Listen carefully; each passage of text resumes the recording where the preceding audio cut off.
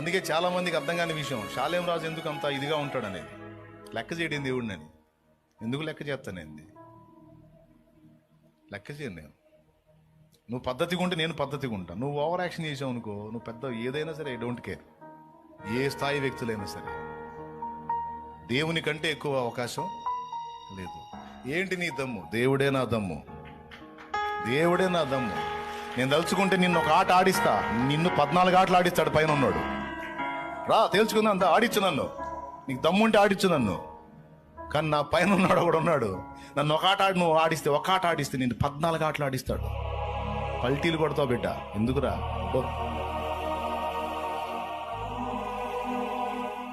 ఏంట్రా నీ బిర్రు, ఏంట్రా నీ దమ్మంటే దేవుడురా. సైన్యములకు అధిపతి యెహోవా అని ఆయనకు పేరు. నా అతిశయం, నా ఆనందం, నా ధైర్యం, నా బలం